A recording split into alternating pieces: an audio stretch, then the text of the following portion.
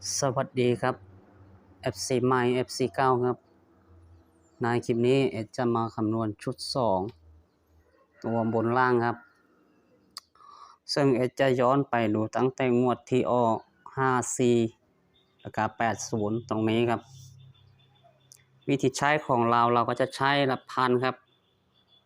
ให้ดูดีๆครับหลักพัน2ครั้งบวกละ100 ครั้งครับก็จะมีบวกเลขคงที่ด้วยครับ2 ครั้งก็จะได้2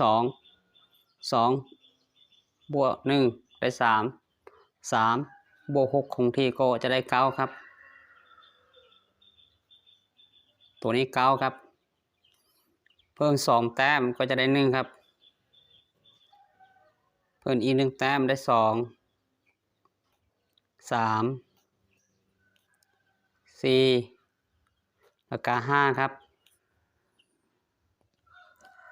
ซึ่งในงวดนี้เข้าล่างครับ54ครับ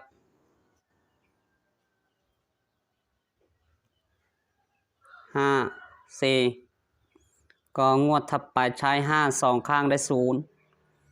บวก4ได้4บวก6คงที่ได้0ครับเพิ่ม2ได้2 3 4 5แล้วก็6งวดนี้เข้าที่บน64ครับถือว่าชุดนี้ก็จะเป็นชุดวินครับก็งวดถัดไปใช้3 2ข้างได้6บวก1ได้7บวกบวก6คงที่ก็จะได้3ครับ3ใช่ไหม6 7ใช่ครับ3ครับตัวนี้เพิ่ม3ก็เพิ่ม2ก็จะได้5ครับ6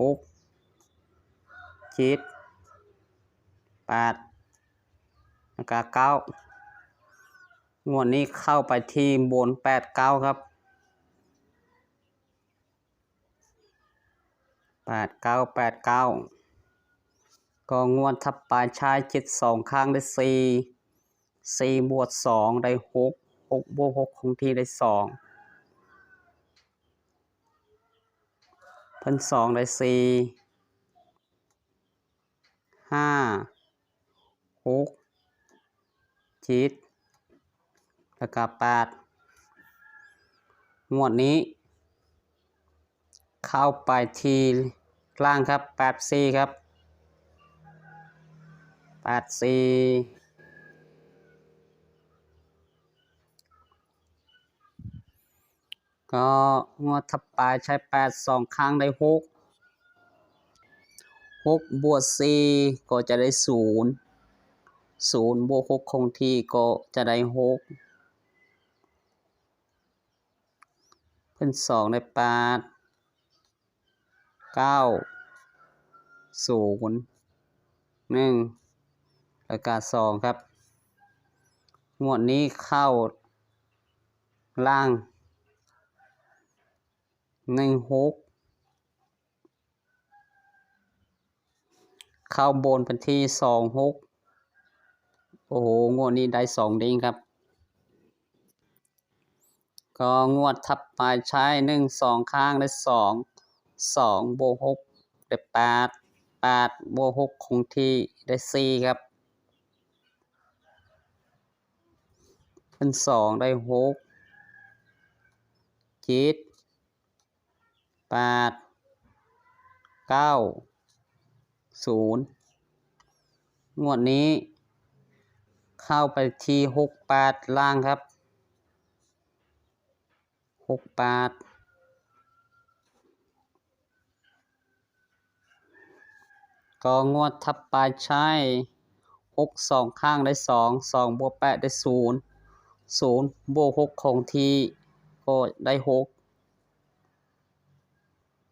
ถ้าได้6เก้าตัวนี้6 8 9 0 1 2 8 9 0 1แล้วก็2ครับก็ถือว่างวดนี้เข้าไปที่66ล่างครับ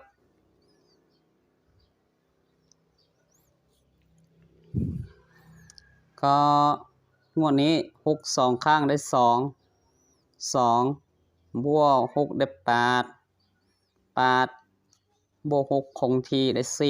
4ถ้าได้4ก็เอาตัวนี้4 6 7 8 9 0 4 6 7 8 9แล้วก็0งวดนี้เข้าล่าง0 6แล้วก็0 9งวดนี้ก็ได้2ดิ้งครับก็งวดถัดไปใช้0 2ข้างได้2 0 2ข้างได้0 บวก6ได้6บวก6คงที่ได้2ถ้าได้2ก็เอาตัวนี้2 4 5 6 7 8 2 4 5 6 7แล้วก็8งวดนี้เข้า4 ล่างครับ4 5โบนครับงวดนี้ก็ได้2ดิ้งครับ2ดิ้งงวดติดก็งวดล่าสุดวันนี้นะครับ4 2ข้างได้8บวก4ได้2บวก6คงที่ได้8ใช่ไหมใช่ครับ8นะครับ8เป็น2ก็จะได้0 1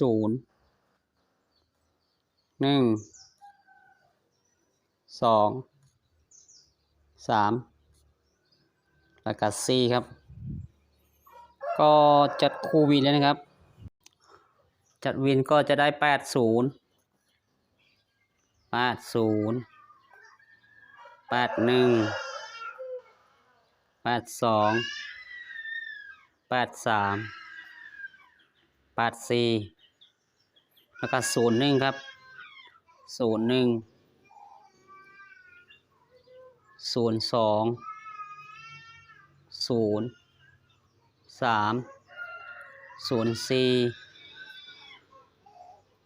ใช่ไหม01ใช่ครับอาการ12ครับ12 13 14ก็2ครับ23 24สุดท้ายแล้วก็34ครับ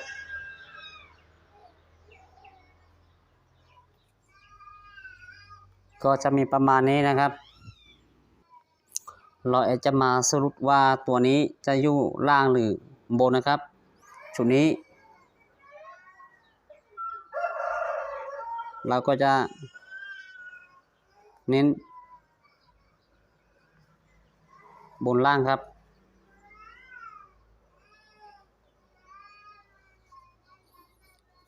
ก็